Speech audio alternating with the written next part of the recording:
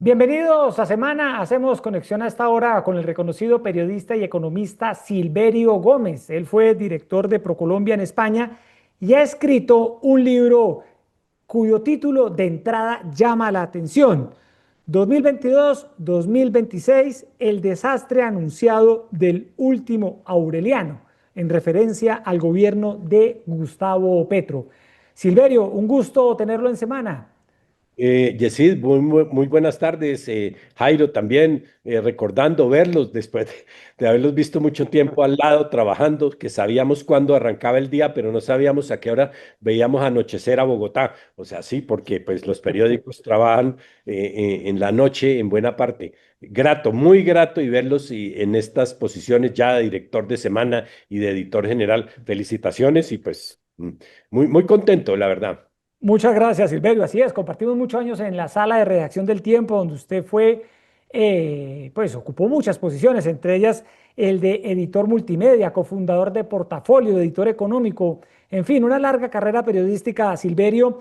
Un gusto tenerlo hoy y hablemos de ese libro. Empecemos hablando por el titular, El desastre anunciado del último Aureliano. ¿Qué quiere decir ese titular de este libro que saldrá a circulación y a la venta en los próximos días? Bueno, todos sabemos decir que el presidente dice que él es el último Aureliano, ¿sí? Eh, una frase famosa de él que ha hecho carrera dice, no estoy hablando carreta, quizás sea el último Aureliano, olvidamos a Bolívar cuando empezamos a dejarnos engañar en la borrachera. La verdad, eso sirvió para que tomara el cuento. En Macondo, cuando uno mira el libro, encuentra, si no estoy mal, en el capítulo 16, cuando se refiere a lo que llovió en Macondo seguido, 4 años, 11 meses, 2 días. Si uno, digámoslo, ahí está ligando lo que es la duración casi similar a la de un gobierno. Y entonces, ahí es donde radica la decisión de llamar ese libro así, el desastre anunciado del último Aureliano. Aureliano Buendía, todos sabemos que pues, es el gran icono, el gran personaje icono de Cien años de soledad, pero no era un modelo para mostrar, ¿no? Aureliano fue una persona que combatió. Tuvo 32 batallas y las perdió todas. Tuvo muchas emboscadas. Aureliano Buendía intentó suicidarse con un raticida, murió solo, abandonado, sin familia. O sea, no es que sea desde el punto de vista humano para mostrarlo como un ejemplo, digámoslo, social. No se Sí, refiere a nada haciendo ese parangón, pero esa es la realidad.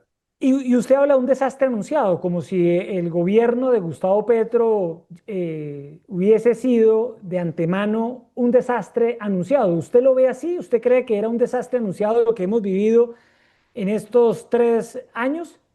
Yo creo lo siguiente, él en la alcaldía de Bogotá fue un desastre en realidad. O sea, cuando uno mira los datos, las cifras de lo que ocurrió en la alcaldía, fue así. Pero ni siquiera miremos eso en el entendido que es una cosa muy distinta. Pero desde el mismo 7 de agosto del año 2022, cuando uno lee el discurso de posesión de él, él habla de que va a haber un acuerdo nacional y muy rápidamente lo acabó, lo terminó. No duró ni 8 meses en un pacto político que desbarató.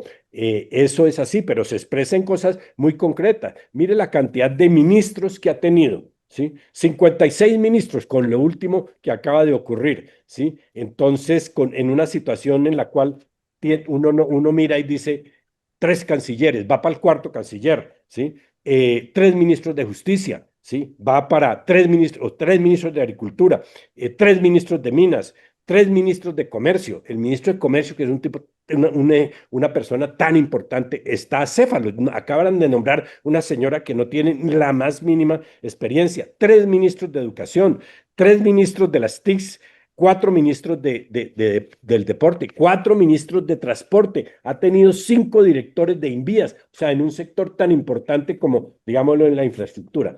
Pero mirándolo meramente desde el punto humano, desde los primeros meses del año 2023, ha sido una permanente antropofagia al interior del gobierno con el retiro de los ministros. Si uno hiciera la lista de Sí. ministros que han salido en dificultades y casi que echados del gobierno, pues es muy amplia. José Antonio Campo, Alejandro Gaviria, el jefe de planeación Alexander López, Jorge Iván González también, el ministro Bonilla, el ministro Guevara, el ministro, el director de la DIAN Reyes, que después fue ministro de Comercio, Álvaro Leiva, pues para no hablar, Juan Fernando Cristo, No, la lista es muy Velasco, larga.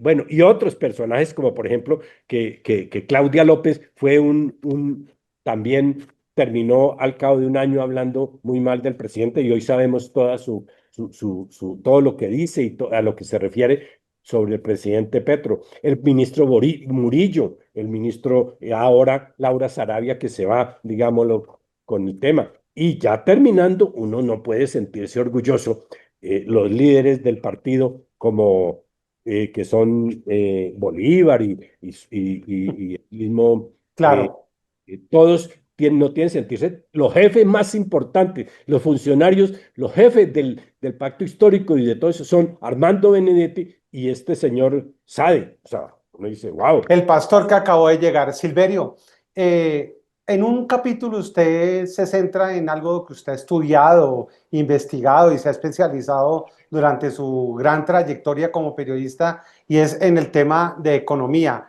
¿Por qué llama esto que es un cambio envenenado? Un cambio por lo que nos prometieron y por qué envenenado. ¿Qué quiere decir?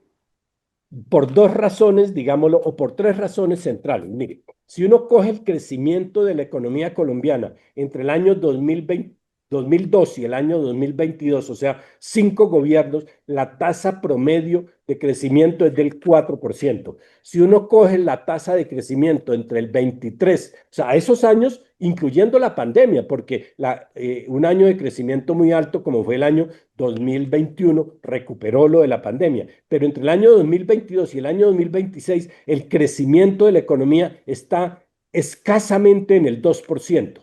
Si uno quisiera en el año 30, en 2030, recuperar lo que pierde en este año para igualar ese 4%, tiene que crecer 6,2% anual. Tiene que crecer 6,2%. Eso es casi realmente, digámoslo, imposible tener esa tasa de crecimiento. Ese es el primer punto. El segundo punto es que Petro en el año 2018 no fue apoyado por el Consejo Gremial Nacional. Y entonces hubo una carta del Consejo Gremial del 2018 apoyando a Iván Duque y a Marta Lucía Ramírez. Petro perdió muchos votos por esa carta. Y en el año 22 vino la venganza de Petro sobre los gremios. Y si uno mira, encuentra que ha habido o se ha dado un acoso permanente hacia los gremios del sector privado. Intentó sacar al presidente de la ANDI, intentó sacar al presidente de FENALCO, sacó a la presidenta de Camacol, sacó al presidente, hizo sacar al presidente de Fasecolda, hizo arrodillar a la asociación bancaria. En Federacafé todos somos testigos de lo que quiso hacer para impedir que se nombrara independientemente en un gremio privado a un gerente, que finalmente los cafeteros lo hicieron. En la Cámara Colombiana de Infraestructura pasó lo mismo. También intentó, digámoslo, atacar a la presidencia, al presidente de ese gremio. A Analdex le hizo lo mismo con el estatuto aduanero, y eso llevó a que debilitara mucho a los gremios y finalmente los tuviera hasta cierto punto dóciles, ¿no? En el Ministerio de Comercio, Industria y Turismo, por ejemplo, no había ninguna relación con el sector privado, había una Sí. viceministra que fue la primera que nombró, que ni siquiera hablaba con el sector privado. Entonces, digámoslo, es eso. Y luego, cuando la economía se derrumbó en el último trimestre del 2022, primero de Petro, que se derrumbó por una reforma tributaria absolutamente confiscatoria que adoptó. Nunca reconocieron que se necesitaba un plan de reactivación y llevó a la economía a caer, a crecer solo el 0,6% en el 2023. Eso, antes de 2 primeros años, funcionando todo tan mal, pues claramente uno dice, esto es un desastre Ah, anunciado. Sí, Silverio, con su mirada crítica y aguda en el tema donde usted es una autoridad, que es la materia económica. En la quinta parte del libro, usted se refiere puntualmente al petróleo y al gas y dice vueltos agua. Odio al petróleo y al gas. Cero nuevos contratos 2023-2025, mientras en la región se firmaron más de 230. Transición sí, soberanía, el mundo por otra ruta. El trompo de poner, la toma de Ecopetrol, salida horrorosa, chambonada en Davos, golpe al buen gobierno. Hablemos de esa mirada que tiene Silverio, el gobierno Petro, sobre las exploraciones de petróleo y gas, que son esenciales para la inversión social. Hablemos de lo que ha pasado, por ejemplo, en Ecopetrol. ¿Qué encuentra usted y qué advierte usted en su libro? Mire, Yesid, el 6 de agosto o 5 de agosto del año 2022, el presidente de la República ordenó a la junta directiva y al presidente de Ecopetrol que cambiara los miembros del gobierno. Ya había salido Echeverry, que era el presidente de la junta, y la junta se reunió y nombró a Carlos Gustavo Cano como el presidente de la junta. El presidente hizo llamar al secretario general del Ministerio de Hacienda, un señor de apellido Rusi, para que llamara a Carlos Gustavo Cano y le dijera que el presidente de la República casi que ordenaba que saliera de la Junta, de la presidencia de la Junta. Y Cano llamó al ministro de Hacienda, José Antonio Campo, y le dijo, ¿cómo así? ¿Por qué? Y Ocampo le reconoció que era una orden del presidente de la República. Pues Carlos Gustavo Cano, que lo habían nombrado por unanimidad presidente de la Junta de Ecopetrol, lo cambiaron. Duró solo 24 horas como presidente de la Junta y entró el señor Saúl Catán, que había sido el presidente de la ETB cuando Petro era alcalde. Y ahí arrancó el desmonte total del modelo corporativo del gobierno corporativo en Ecopetrol. Y entonces luego cambiaron a todos y hoy la junta directiva de Ecopetrol es una junta totalmente seguida. Luego vino el tema del proyecto que tenían con la Oxy en Estados Unidos y Petro en una reunión en una plaza pública en Piedecuesta ordenó que lo echaran para atrás y lo echaron para atrás. Hoy Ecopetrol está en una situación realmente difícil, ¿no? Y los ministros de Hacienda, Irene Vélez y el señor Camacho, que entraron de ser ministros, la verdad no tenían mayor idea sobre el tema. La señora Irene Vélez decía abiertamente que Colombia tenía gas hasta el año 2037 y el señor Camacho decía, ¿importar gas? No, nosotros no necesitamos importar gas. Hoy el país está importando mucho más del 5% que se planeaba y todo indica que se va a tener que importar hasta el 30% del gas que consumen los hogares colombianos de aquí al año 2030. Hay un estudio de Fedesarrollo que muestra que el precio del gas domiciliario, o sea, el gas que consumen las amas de casa, ¿sí? Puede subir alrededor de un 90% en 3 años. O sea, viene la andanada en el aumento en el precio del gas. Todo por un modelo en el cual dicen hay que parar la producción de petróleo. Mire, la transición energética ha existido siempre, cuando se pasó del carbón, de la leña al carbón, cuando en el embargo petrolero de los años 70 también hubo transición energética. Siempre ha habido transición energética, pero en el mundo se considera que esa transición hay que hacerla de aquí al año 2050 en forma gradual y responsable. Aquí no. Entre el año 2023 y el año 2025 no se ha autorizado, no se ha firmado ningún contrato, cero contratos. Y como usted lo decía, Jairo, Sí. más de 230 en Brasil, en Argentina, en México, en Perú, en Ecuador y en Colombia cero. Entonces, Colombia está haciendo una transición energética ideológica, sin ningún fundamento técnico ni financiero. Entonces, va a pagar muy caro esa irresponsabilidad histórica de una narrativa ideológica que no considera las variables importantes. Ecopetrol es una empresa que representa mucho para Colombia y además representa desde el punto fiscal mucho, aporta una gran cantidad de plata, aporta en las exportaciones, también ese es el fundamento. Y hoy no, el presidente se pone contento porque se está exportando menos carbón que dizque porque lo está reemplazando el turismo. Oiga, Eso no puede ser así. Y así está despachado Silverio. Eso va Sí, con claro, todo, es que con Silverio siempre ha cifras, sido tiene siempre una mirada crítica sobre el país. con Y cifras y en este números. libro que lo editó él, Jairo, con su productora propia, va a ser muy interesante de leer porque, vea, le leo los nombres solo, no vamos a chiviar el libro, solo vamos a leer los Sí, títulos sí. de los A capítulos. ver. Entonces, parte uno, el gran desacuerdo nacional. Parte 2, economía, cambio envenenado, del que ya hablamos acá. Parte 3, la catástrofe fiscal. No. Parte 4, el grito regional. Parte 5, petro y gas, vueltos agua, lo que hablábamos ahora. Parte 6, minería, la narrativa de destrucción e ilegalidad.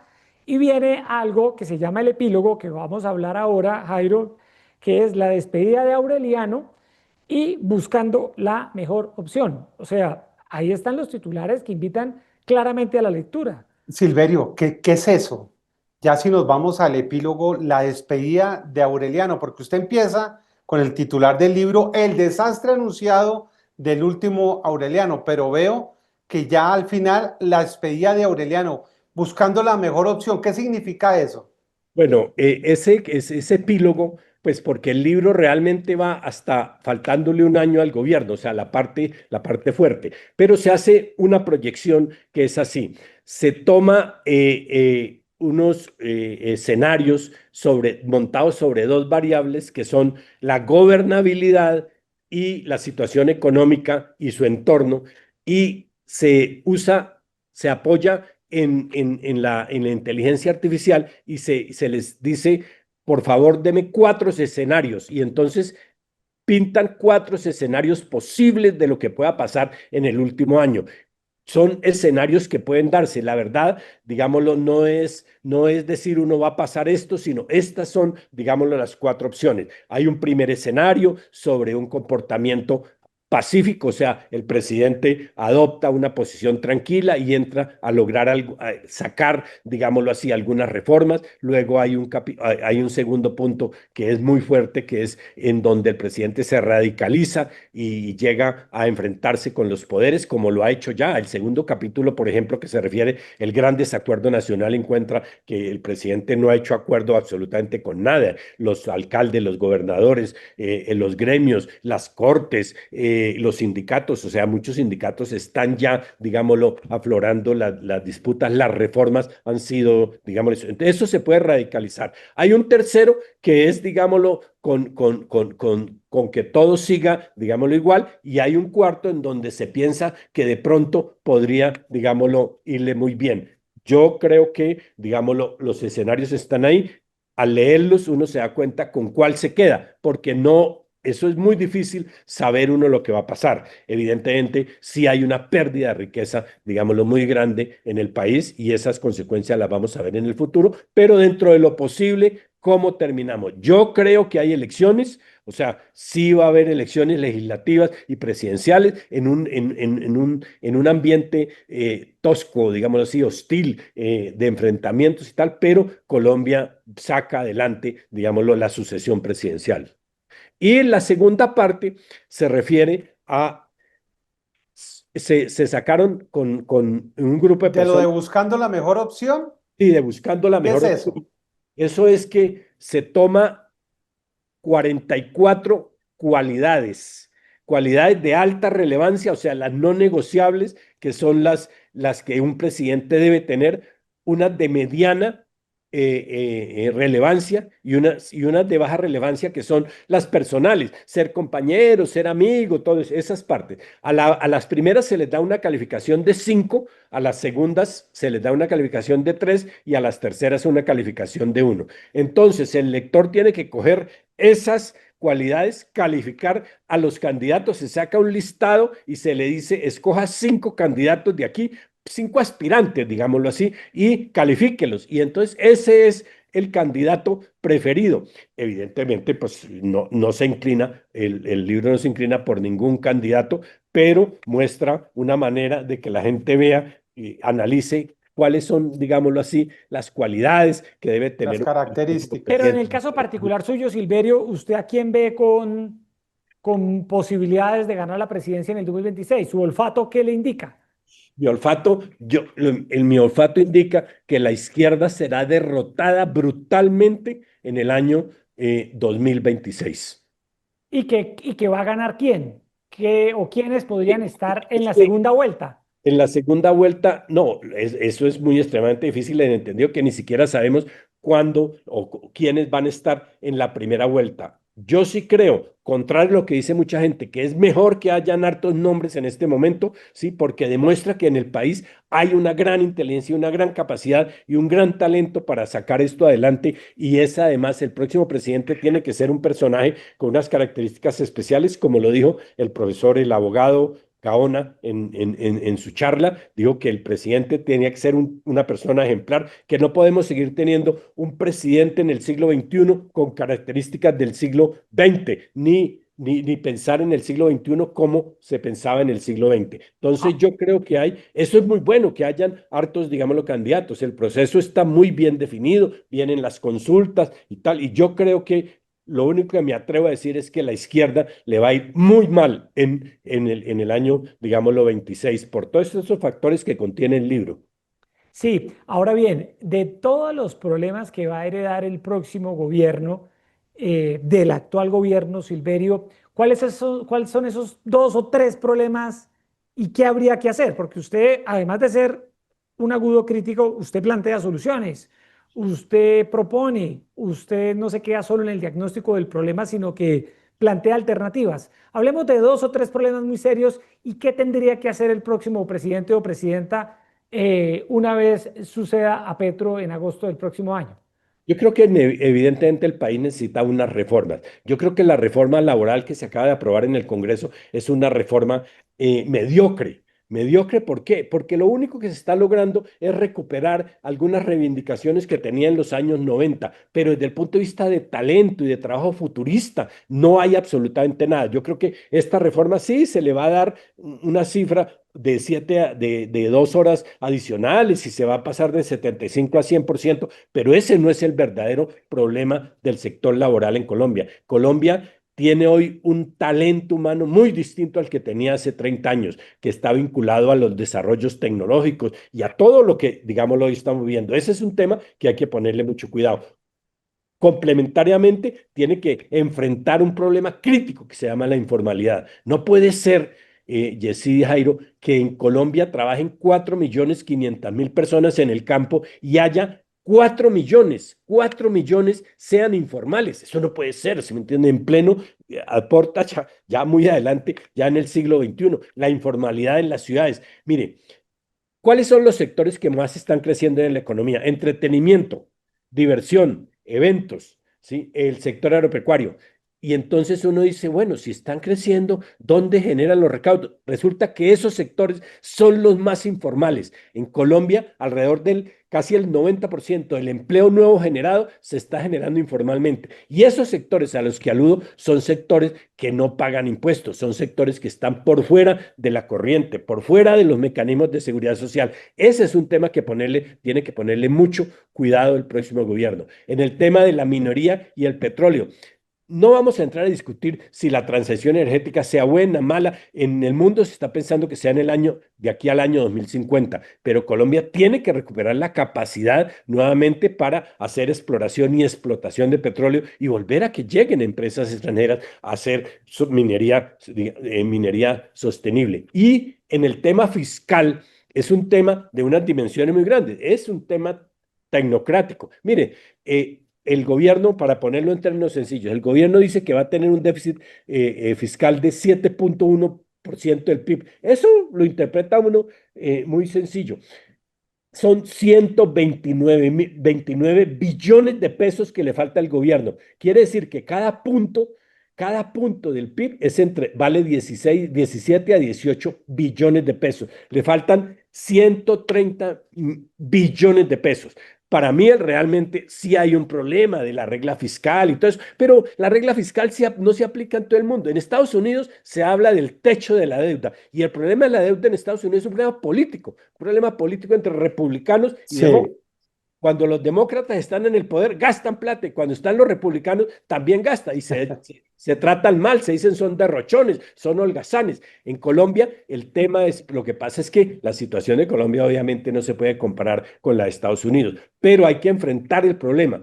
Claro que hay que revisar y hay que, pero la única opción no es la reforma tributaria. La única opción válida se llama recortar el gasto público, acabar con una serie, digámoslo, de cosas que tiene el gobierno central y todo el sector público del gobierno para enfrentar un problema. Eso, Nos imaginamos, sí, nos imaginamos, Silverio, como nos está contando, que durante meses usted empezó a recoger información.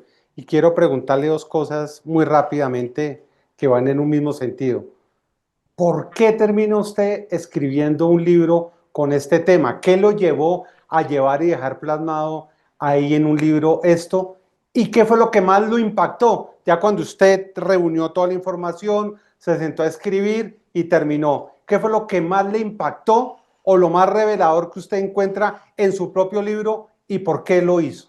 bueno, yo hago la siguiente anécdota. Yo ya tenía o tengo un libro, digámoslo, recogido con mucha información sobre una cantidad de personajes que dice algo así como, todavía no le tengo el título, pero así los conocí.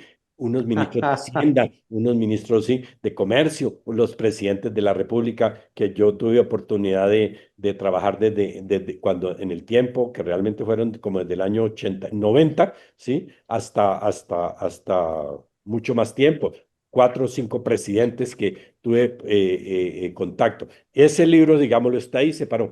Pero realmente, después de mi regreso, digámoslo, a España y de conocer pues la experiencia, cómo se maneja políticamente y se manejan, digámoslo, los gobiernos, y gobiernos socialistas llamados, gobiernos digámoslo, en otros países nórdicos también, que son, el socialismo no es exclusividad, digámoslo, pero es un concepto de socialismo de Estado muy distinto al que aquí se sigue como un modelo confrontacional de los ricos contra los pobres. No, allá no funciona, digámoslo así. Y realmente desde que llegué a España, pues me dediqué a recoger, digámoslo, información, datos, a recoger historia, a recoger, sí, y dije, bueno, arranco. Pero el punto más duro que a mí me ha parecido fue lo que pasó el dos eventos, el 25 de enero, cuando fue lo de Estados Unidos, o sea, la chiripiorca, el oso que hizo el presidente Petro frente a los Estados Unidos con lo de los inmigrantes. Eso fue patético, esa situación. Y luego el Consejo de Ministros del 4 de febrero, en donde se destapó la verdad de la mediocridad, de la antropofagia al interior del gobierno, de la descoordinación. O sea, los ministros no sabían a qué iban, digámoslo, a ese Consejo de Ministros. Y el país, por fortuna, lo vio en televisión y se comprobó cuál era el talante del gobierno que tenía. Yo creo que esos dos momentos más Sí, recientes fueron los que a mí más me impactaron. Silverio, para ir finalizando, leamos el sumario del libro. Ya leímos el titular, que es el desastre anunciado del último Aureliano. Ahora leamos el sumario del libro para invitar a la gente a que esté muy atento y que pueda adquirir este libro en los próximos días en todas las librerías del país. A ver, ¿cómo es el sumario? Dice así, Yesid, pasarán mucho más de 4 años, 11 meses y 2 días que duró lloviendo en Macondo, seguido, ¿se entiende? O sea, en forma permanente, para iniciar la recuperación de la riqueza perdida y despetrificar a Colombia. O Lo sea, que digo, usted es así de pesimista, o sea, usted cree que a Colombia Está le va a demasiado costar, pesimista. sí, muy pesimista, o sea, usted cree que yo, Colombia va a tardar mucho tiempo en despetrificarse y en recuperar la riqueza perdida. no, yo les decía ahora que se necesita crecer entre el año 2026 y el del año 2030 el 6,2%, ¿sí? Fre- Para, Anual. para entre el 26 y el 30 crecer 6,2% el PIB para recuperar lo que se perdió entre el 2022 y el 2026 y volver al 4%, que era lo que teníamos entre el año 2002 y 2022. Yo no creo, yo creo que es por el contrario, es optimista, o sea, es pensar que aquí tenemos que ponernos la camiseta para salir adelante. Colombia es un país con una gran capacidad de reacción. Colombia no es un país que ha encontrado la riqueza como la encontró Venezuela o como la ha encontrado México o incluso como Argentina. No, Colombia es un país de guerreros, ¿me entiende? Colombia es un país de gente que se levanta a trabajar todos los días, ¿me entiende? Colombia es un país que busca, Colombia es un país que el 75% de su gente tiene menos de 45 años. Colombia es un país muy joven. Cuando uno va a Italia o va a España, encuentra que esas cifras no se dan. O sea, allá la población está muy vieja. Colombia es un país de jóvenes, ¿no? Y yo sí creo que Colombia puede tener una gran, o tiene una gran capacidad de recuperación y lo va a lograr. Pero lo único es despetrificando, digámoslo, a Colombia. Y eso se va a dar en las elecciones del 2026. Bueno, Silverio, ¿cuándo sale el libro a la venta? ¿Cuándo empieza a circular? Pues el libro está en este momento en imprenta, sí, o sea, ustedes saben, Sí. porque ustedes han trabajado y saben del tema editorial, es un libro, no solamente se escribe, sino también se corrige, un libro se diagrama, toda la parte del estilo, así como se pasa en la revista, y luego va, digámoslo, a la impresión. La idea es que este libro está ya afuera, digámoslo, en el mercado para disposición Sí, antes del 20 de julio, antes de antes del 20 de julio. 20 de Perfecto. julio del año 2025. Bueno, Sí. pues muy bien, Silverio Gómez, un gusto tenerlo aquí en Semana. Silverio, con todo el aprecio de siempre, escuchándole sus adelantos del libro El desastre anunciado del último Aureliano. Vamos a leerlo, vamos a revisarlo muy bien porque con su mirada siempre crítica sobre los temas del país, sin duda alguna va a ser un gran insumo para entender qué es lo que está pasando en Colombia, qué fue lo que pasó en los últimos años y qué es lo que viene y qué es lo que hay que hacer. Así que Silverio Gómez, le agradecemos mucho estos minutos con Semana.